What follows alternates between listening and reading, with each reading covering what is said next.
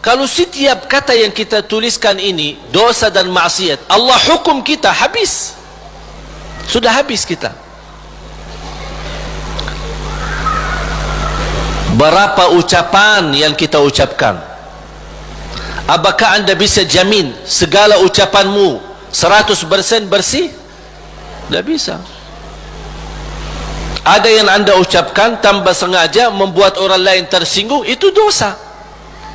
Membuat orang lain sakit hati, apalagi kalau sengaja.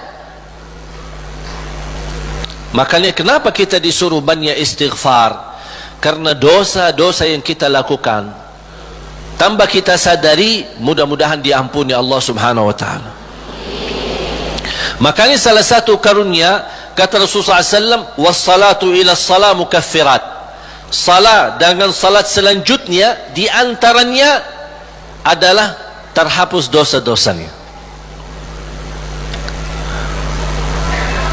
Dari hari Jumat ke Jumat berikutnya, terhapus di antaranya dosa-dosa kita. Dari Ramadan sampai Ramadan yang akan datang, terhapus dosa-dosanya di antaranya. Dan ini kan karunia dari Allah. Kalau bukan karunia ampunan dosa-dosa itu, antara salat, antara azan dan iqamah, antara Ramadan sama Ramadan, antara Jumat sama Jumat, aduh, dosa kita bakal banyak sekali. Makanya ada seorang curhat kepada Imam Al-Hasan Al-Basri rahimahullah, aku dulu suka tahajud, tiba-tiba malas tahajud. Apa jawab beliau? Terikat dirimu dengan dosa. Yang membuat kamu berat bangun tahajud dosamu, bukan malas. Ada orang, kok kenapa malas? Bukan malas, tapi ada dosa yang kita lakukan. Barangkali belakangan kita sering membuat hati ibu kita sakit. Ibu mengharapkan sesuatu, tapi kita malah menolak, membuat dia tersinggung. Di saat kita duduk bersama ibu, kita tidak merasa hatinya tersinggung. Kita pergi tidur malam hari, kok dah bangun tahajud. Oh, ternyata dosa kesinggungan hati ibu membuat kita terikat, tidak bisa bangun tahajud. Apalagi dosa yang sengaja kita lakukan. Jadi ketika kita merasa kekurangan ibadah, segera bertaubat dan istighfar. Karena kekurangan ibadah bukan karena malasmu, bukan karena merasa diri sudah bosan beribadah, tidak. Pasti ada dosa. Harus bertanya diri, dosa apa yang saya lakukan sampai saya begitu malas ibadah? Dosa apa yang saya lakukan sampai sudah berubah sifat saya? Dulu saya suka salat di masjid, kok sekarang kenapa sekarang tidak suka ke masjid? Ada apa? Itu saking bahayanya dosa, sangat pengaruh dalam kehidupan kita. Makanya kalau kita terus beristighfar, selalu beristighfar, jangankan kita beristighfar karena dosa maksiat, beribadah saja kita butuh istighfar. Contoh, habis salat, assalamualaikum warahmatullahi, assalamualaikum warahmatullahi, terus astagfirullah. Kenapa? Apakah kita berbuat dosa? Apa itu salat dosa? Tidak, salat itu kebaikan. Tapi kenapa kita diminta habis selesai salat beristighfar? Seandainya ada kekurangan dalam salat kita, pasti kurang khusyuk, kurang ikhlas, banyak kekurangan dalam salat kita. Ya Allah, mohon diampuni dengan istighfar. Maka Rasulullah SAW sebagaimana diceritakan suka beristighfar dalam sehari lebih dari 70 kali. Ada satu riwayat 100 kali beristighfar. Bahkan kata Abdullah bin Umar radhiyallahu anhuma, saya duduk satu majlis sama Rasul, saya suka mendengar bisikan Rasul beristighfar, Rabbighfirli wa tub alayya innaka antat tawwabul ghafur. Rabbighfirli wa tub alayya innaka antat tawwabul ghafur. Ada satu riwayat, Rabbighfirli wa tub alayya innaka antat tawwabur rahim. Dalam satu duduk, sekali duduk 100 kali, kata Abdullah bin Umar, saya mendengar bisikan Rasulullah SAW beristighfar seperti itu. Rabbighfirli wa tub alayya innaka antat tawwabul ghafur. Sudah hafal belum? Coba. Rabbighfirli wa tub alayya innaka antat tawwabul ghafur. Memohon ampun, mohon diijabah dan diterima taubatnya. Allah subhanahu wa ta'ala maha penerima taubat dan maha pelampun. Bapak ibu jamaah sekalian dimuliakan Allah subhanahu wa ta'ala, kembali lagi, semua berdoa, jangan ada yang ragu-ragu terhadap doanya. Dan ingat, doa kita pasti diijabah walaupun proses melalui 3 hal. Doa pasti diijabah walaupun proses melalui 3 hal. Yang pertama, diijabah doa kita menolak takdir yang buruk, menghilangkan takdir yang buruk. Contoh, kita memohon, ya Allah kasih aku jodoh, tapi jodohnya belum datang.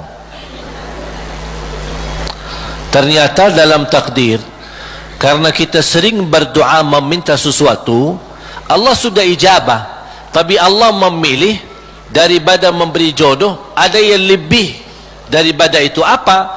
Ternyata ada takdir yang jauh lebih buruk daripada jodoh yang kita minta. Makanya Allah geserkan takdir buruk itu karena doa kita. Turunnya bala, turun bala dari langit. Bala turun dari langit. Doa naik dari bumi, dari kita. Pas di udara bertemu, bala sama doa berantem. Perkelahian antara doa sama bala. Yang kalah siapa? Bala, dan doa naik. Artinya bala tidak jadi turun. Itu saking kuatnya dan berkahnya doa kita. Berarti doa pasti diijabah. Proses pertama, doa yang kita minta Allah belum ijabah secara langsung sesuai permintaan, tapi Allah menolak sebuah bala yang kita tidak tahu. Misal, tertulis dalam takdir kita hari ini akan kena kecelakaan motor, tapi ternyata doa kita tidak pernah bilang, ya Allah selamatkan saya dari kecelakaan motor misalnya. Kita dah berdoa seperti itu. Tapi karena Allah melihat dalam takdir ada bala yang akan turun hari ini, tapi karena kita suka berdoa, Allah memilih mana yang baik. Allah yang lebih tahu mana yang baik. Apakah ijabah sesuai permintaan atau Allah memberi penggantinya yang lebih baik. Ternyata penggantinya yang lebih baik, Allah memilih tolak bala. Allah bisa saja kasih jodohnya, tapi karena kecelakaan motor, nanti merasa nyesal. Aduh, baru sudah nikah atau ketemu jodohnya malah dirawat di rumah sakit. Kesal nggak? Merasa aduh gimana gitu. Makanya percaya jamaah sekalian, pilihan Allah itulah yang terbaik. Ada orang minta sama saya, boleh nggak saya berdoa, saya suka sama seorang, misal saya jatuh cinta sama dia, boleh nggak saya berdoa, ya Allah aku minta dia, si fulanah itu, si ini, boleh nggak saya berdoa seperti itu? Saya jawab apa? Kira-kira jawab apa? Boleh saja, tapi saya usulkan, serahkan aja kepada Allah. Dan apa? Ya Allah, kalau memang dia baik bagi saya, mudahkan. Kalau tidak baik, ganti yang lebih baik. Tapi gimana aku jatuh cinta sama dia? Nah, itu beda urusan.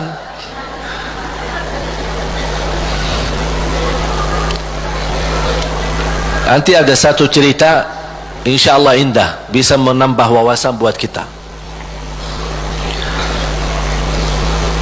Yang kedua, diijabah doa kita dan diberi oleh Allah Subhanahu wa taala sesuai permintaan. Apakah saat ini atau besok atau bisa lama? Tapi kita percaya pilihan Allah itulah yang terbaik. Yang ketiga, doa yang kita minta atau yang kita selama ini bermunajat, ternyata bala masih terus menimpa kita, musibah kita terus ketemu. Selesai satu masalah, tambah lagi masalah. Kemudian permintaan yang kita minta juga belum ketemu. Saya minta kerjaan yang bagus, belum ketemu. Saya sudah berusaha melamar kerja sana sini, belum ada. Terus mana doa aku selama ini, mana? Ternyata yang ketiga, jatuh ni yang di ketiga. Yang ketiga apa? Allah simpan doa kita buat di akhirat. Berarti tidak ada yang hilang di sisi Allah. Kalau tidak tertolak bala, tidak diijabah sesuai permintaan, berarti yakini disimpan di akhirat. Sahabat dan orang salih lebih suka doanya selama di dunia disimpan buat akhirat, karena di akhirat bakal lebih butuh bantuan dan pertolongan Allah dan berkat doa kita. Faham? Walaupun sifat manusia ingin melihat secara langsung, minta, ya Allah minta rumah, ada rumah, minta ini, ada ini. Mohon maaf Bapak Ibu, kalau Allah ijabah atau berikan sesuai permintaan kita, nanti kita berhenti berdoa. Apapun yang kita minta, ya Allah aku minta mobil, dapat mobil. Minta kerjaan, dapat kerjaan. Minta jodoh, dapat jodoh. Minta rumah, dapat rumah. Mau haji, dapat haji. Terus segala yang kita minta dapat. Habis. Dah ada minta lagi. Terus berdoa enggak? Dah ada berdoa. Tapi kalau Allah belum kasih, kita doa lagi enggak? Doa, minta lagi. Coba kata Umar bin Khattab, ketika anda berdoa jadi seperti anak kecil. Anak kecil kalau dia minta sama ibunya gimana? Nangis gak? Berhenti nangis sebelum dikasih? Belum kan? Dia nangis sampai begitu dikasih gimana? Berhenti gak nangisnya? Anda harus seperti itu. Doa nangis, ya Allah belum kasih, aku nangis lagi dong. Belum dikasih, nangis lagi, sampai Allah berkenan kasih. Dan ini sebenarnya bukan tujuannya Allah kasih atau tidak, tapi ingat, titisan air mata ini yang menangis karena Allah akan selamatkanmu dari siksa neraka Jahannam. Rasulullah SAW bersabda, وَعَيْنٌ بَكَتْ مِنْ خَشْيَةِ اللَّهِ حَرَّمَهَا اللَّهُ عَلَى النَّارِ لَا تَمَسَّهَا النَّارِ. Barang siapa yang menangis karena Allah, akan Allah haramkan jasadnya disuntuh oleh neraka Jahannam. Berarti kita tidak rugi, tidak ada rugi. Biarpun tidak diijabah, ternyata titisan air mata berharga, bisa menjaminkan kita selamat dari siksa neraka Jahannam. Mau apa lagi? Nangisnya berharga, doanya pasti diijabah, dan cukup dari doa kita sudah membuat ibadah atau membawa sebuah ibadah yang dicintai Allah, karena Allah suka bisikan hamba. Apalagi kalau lama tak berdoa, Allah merindukan suara doanya kita. Apalagi doa yang tulus dan ikhlas. Makanya kadang-kadang kalau kita tidak diberi doa, atau tidak beri permintaan, atau tidak beri permohonan kita, terus kita berdoa terus sampai diuji, sampai di macam-macam, sampai kita merasa sudah tertekan, tidak kuat. Kira-kira bisikan doa kita seperti apa nanti? Dalam keadaan doa, dalam keadaan susah atau senang? Menurut saya doa dalam keadaan susah jauh lebih murni daripada doa dalam keadaan senang. Kalau dalam keadaan senang, artinya ya biasa-biasa aja, dapat atau tidak dapat. Tapi coba kalau lagi stres, lagi pusing, lagi galau, gimana bisikan doa? Ya Allah, udah nangis duluan. Kata Allah, lama sekali. Makanya itu subhanallah, saya mengambil kesimpulan dari doa, justru doa tanda Allah merindukan suara doa kita. Oleh karena itu jamaah sekalian, jangan berhenti berdoa, terus berdoa.